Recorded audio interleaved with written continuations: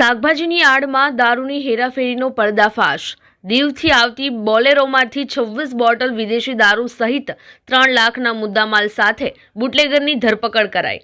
ગીર સોમનાથ એલસીબીએ સંઘ પ્રદેશ દીવથી ગુજરાતમાં વિદેશી દારૂ ઘુસાડવાના પ્રયાસને નિષ્ફળ બનાવ્યો છે।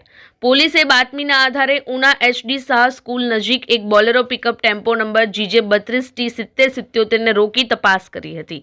વાહનની તપાસ દરમિયાન પોલીસને પ્લાસ્ટિકના કેરેટમાં શાકભાજીના નીચે છુપાવેલી વિદેશી દારૂની બોટલો મળી આવી હતી।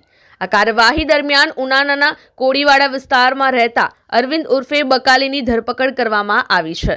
પોલીસે ટેમ્પો અને વિદેશી દારૂ સહિત કુલ રૂપિયા 3.4 લાખનો મુદ્દામાલ જપ્ત કર્યો છે। આરોપી વિરુદ્ધ ઉના પોલીસ સ્ટેશનમાં પ્રોહિબિશન મુજબ ગુનો નોંધી કાયદેસરની કાર્યવાહી હાથ ધરવામાં આવી છે।